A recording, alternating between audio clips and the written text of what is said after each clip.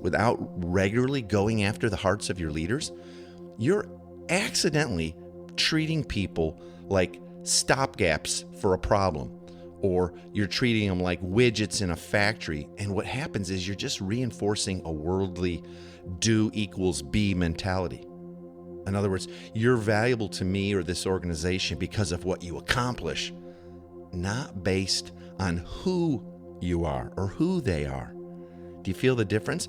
And even though you might be the nicest person in the world and have a great affection for this person, this leader, if you're not regularly investing in the relationship and intentionally going after their hearts, you will sort of turn them into a do-to-be widget. And then they will start to feel like, oh, the way to gain your approval and acceptance and ongoing trust to have this title or role is to make sure I get my stuff done, not based on who they are.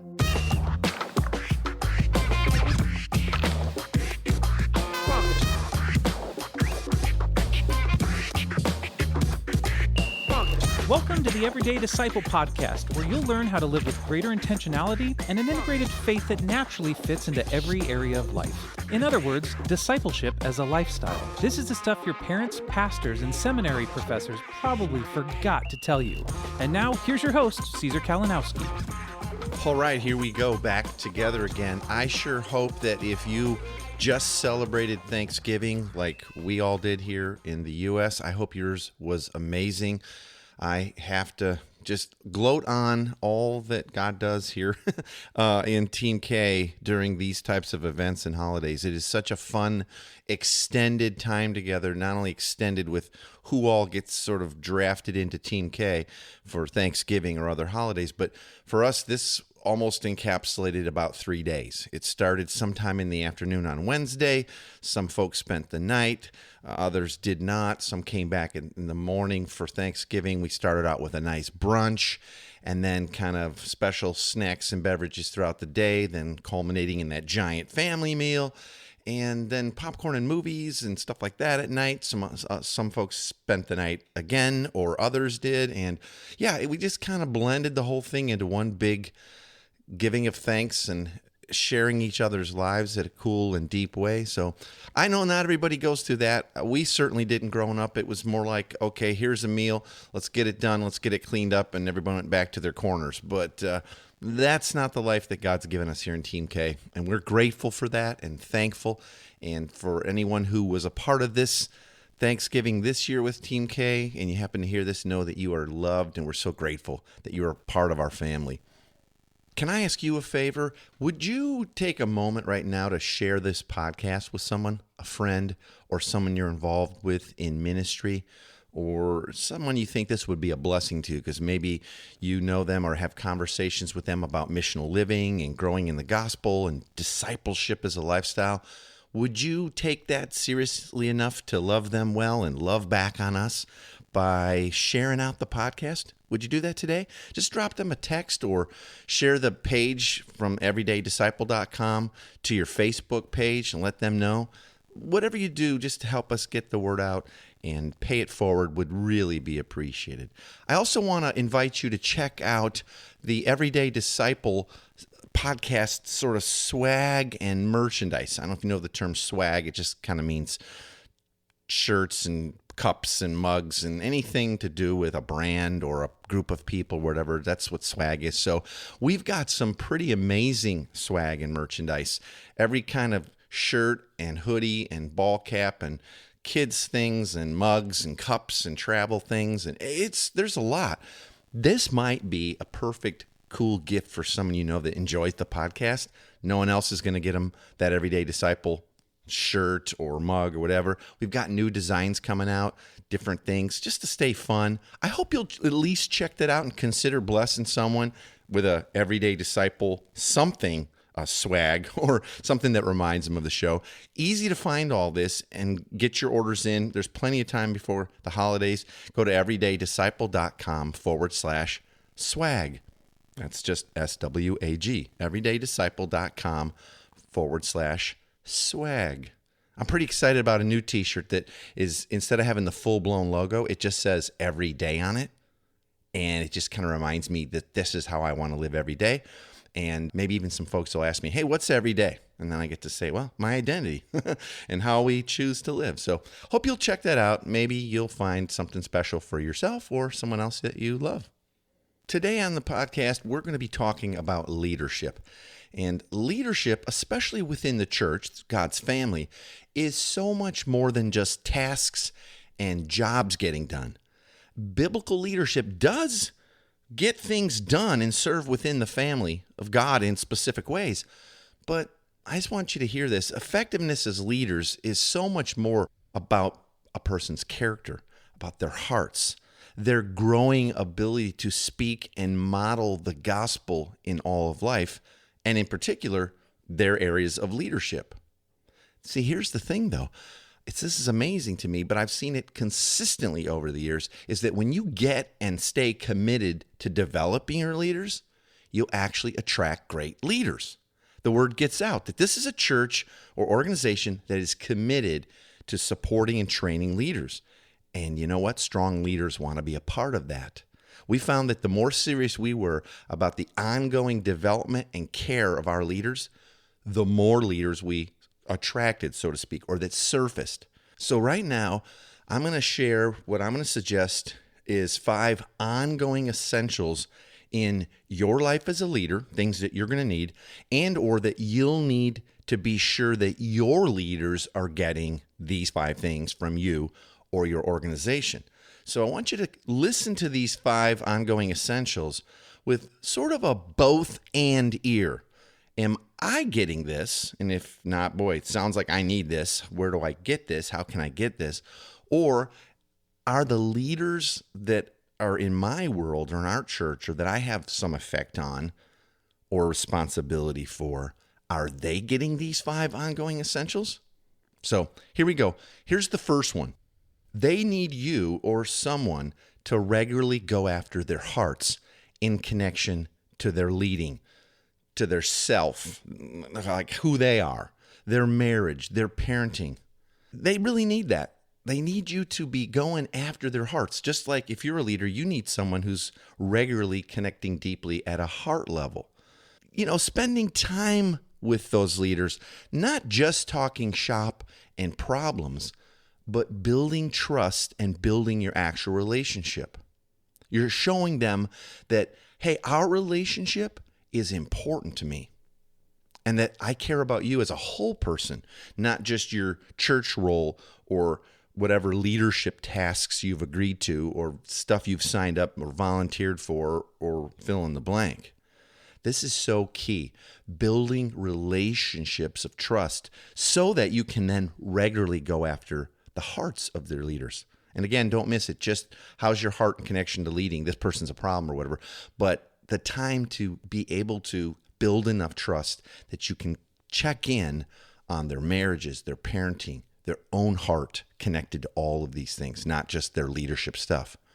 Now, without this, without regularly going after the hearts of your leaders, you're accidentally treating people like stopgaps for a problem, or you're treating them like widgets in a factory. And what happens is you're just reinforcing a worldly do equals be mentality.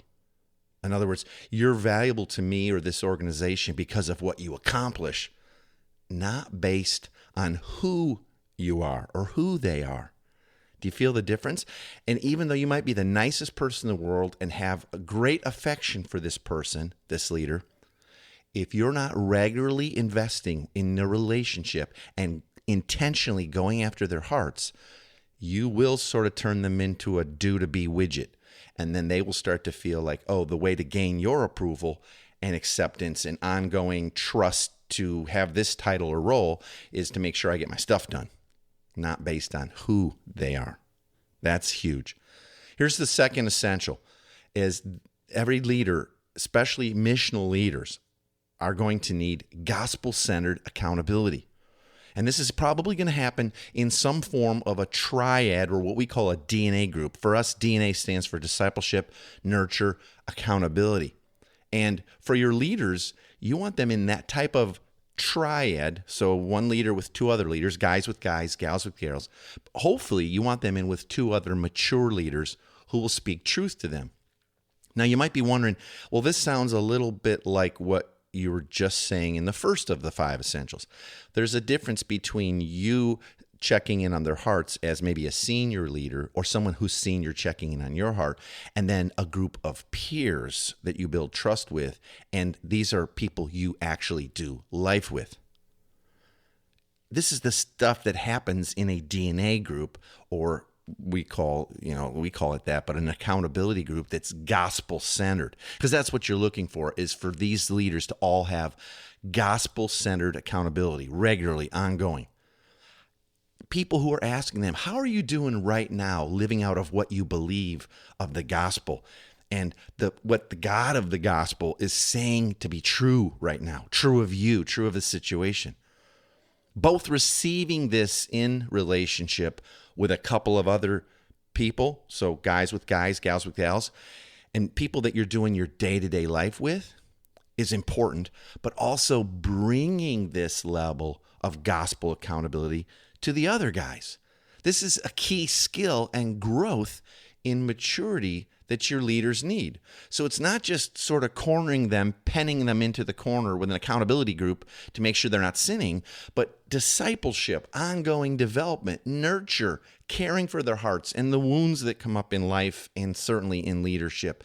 And then the accountability to live out of truth, to not do to be everybody else that they're trying to lead.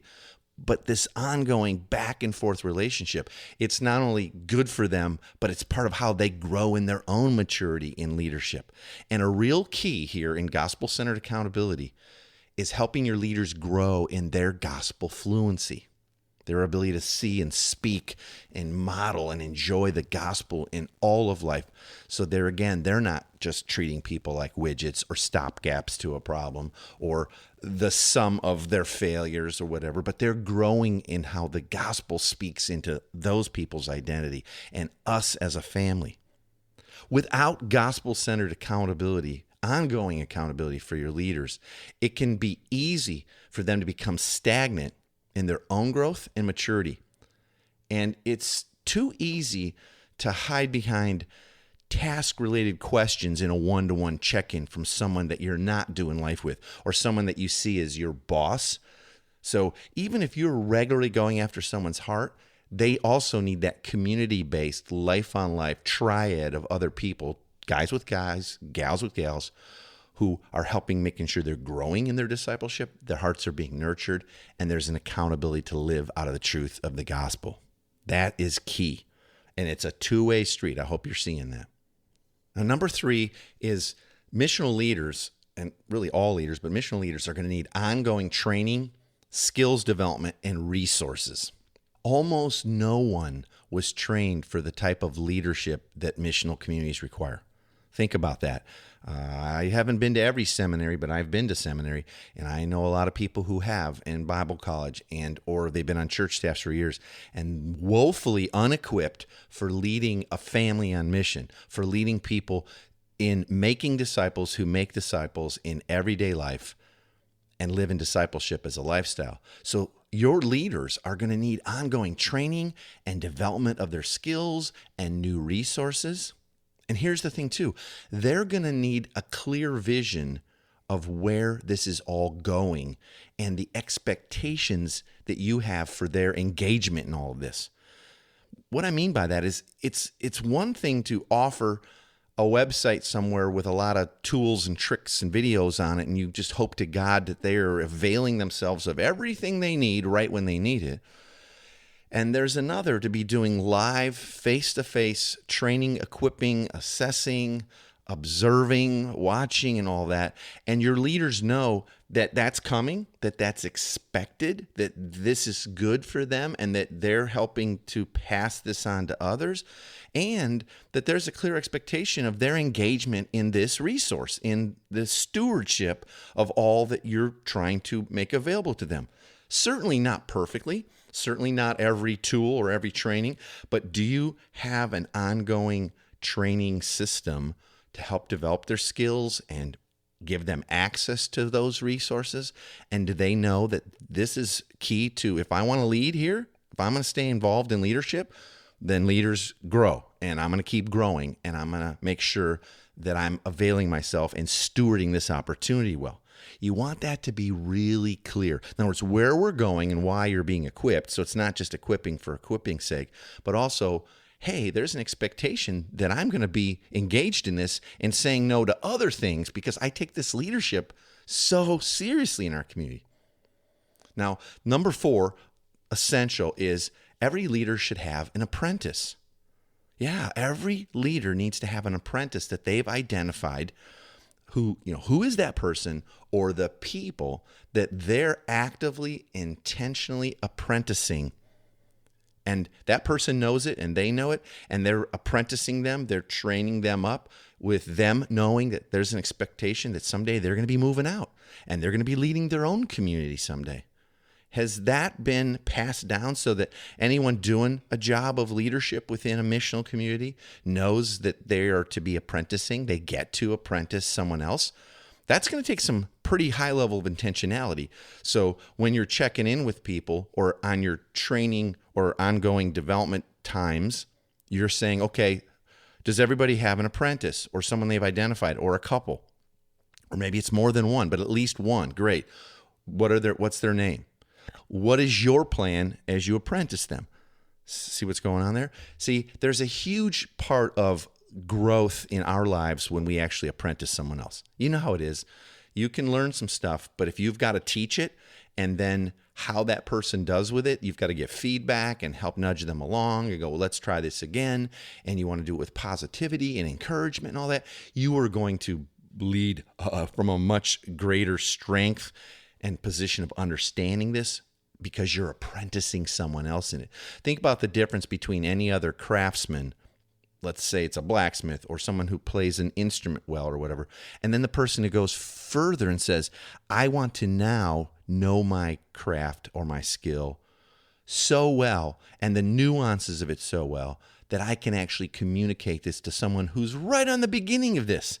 And I won't waste their time, and I'll be an encouragement, and I'll help get them through rough spots. And that person themselves then, the person doing the apprenticing, they grow in leaps and bounds as well. That's what you're looking for. Now, without this, without all of your leaders having an identified apprentice, well, that sort of puts a wrench into the ongoing growth and multiplication. See, healthy things always grow, and healthy leaders are growing and maturing as they teach, like I was just saying. You always learn a lot more by teaching others and helping them. So if you want to be on a slope of continuous growth and multiplication of your missional communities, and let's say you're planting churches, and so every area of life and ministry, both gathered and scattered, needs to be reproduced in the lives of others who really get that, well, then you're going to have to make sure that your leaders are always apprenticing the next round of leaders, or you'll start bumping up against the age-old problem of like, well, we don't have anybody to lead these yet. Or they'll be sent off just to reproduce something that is not exactly what you want, and it's more of like a task getting checked off or something like that. That's not what you want. So make sure that all of your leaders have identified apprentices. Now, I'm not saying necessarily the day that they start to take ownership for an area, but I would say within weeks or a couple months max, yeah, you want them to know, hey, who are you apprenticing in this area of your leadership? It could be something like making meals or sorting out what the kids are doing while we get together, while we're out serving, or fill in the blank or whatever. If we are planning and expecting growth and multiplication, well, wouldn't it make sense that we have to steward that hope and that expectation from the Father by ongoing development of who's next? So that's why it's so important for every leader to have an apprentice. Now, the fifth thing I'm going to give you, I think, is really important and essential for the ongoing care and development of your leaders. And there again, it might be yourself, like you're listening both and, is regular coaching. Yeah, your leaders, we all do. We need someone checking in on our progress. What challenges are you facing? Are you using the training and the resources that you've been given? Or are you winging it? Like, remember we talked about that? Or can we go back and revisit some of that? because maybe that's been a little while since you needed that skill or that language or that resource or tool. Let's review that together. So that's what a coach does. A coach makes sure that you're clear on what's next ahead of you and that you have the ongoing training, equipping, and tools, and they're being applied. And your leaders also need to regularly benefit from the experience and wisdom of someone who's gone before them, who can say, hey, I've been there. Here's a different way of looking at that, or here's how you might solve that, or here's how you could help that change or help those people grow. So someone who's been there and done that, that's part of what a coach does. And they can offer encouragement, solutions, accountability. Did that get addressed, or did it get swept under the rug? How's that going? See, without regular coaching, leaders often fall into a rut of taking the path of least resistance.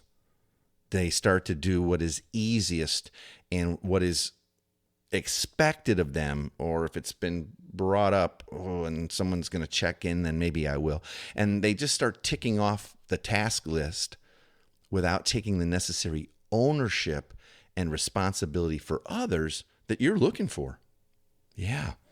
See, does that make sense? Are you seeing some people in your own life where you go, well, they're technically leading that area, but it really does feel like they're just taking the path of least resistance and checking off the bare minimum. So at least I guess it's better than nothing. At least they're getting something done. But that's not what you're looking for. That's part of why they need coaching.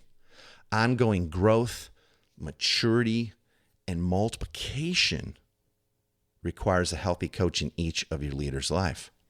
Now, just a tip of my hand, next week here on the podcast, we'll be looking at how to identify the right leaders. Are you identifying the right people, meaning the people who will receive and steward all the types of things we're talking about here well, and be great leaders who multiply themselves into the lives of others? How do you know that? We're going to talk about that next week.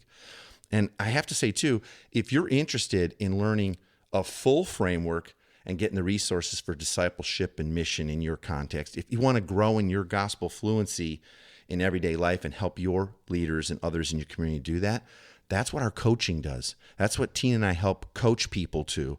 And I'd love to tell you more about it. You can go over to everydaydisciple.com/coaching, everydaydisciple.com/coaching. You can read more about the coaching and mentorship that we offer. And then there's also a small little form. You can answer a few questions, and we can set up a short Zoom call. You and I, maybe Tina will be on there with us as well, and we can explain more about what the coaching entails, get to know some of your context and your story better, and answer any questions you have. I would love to do that.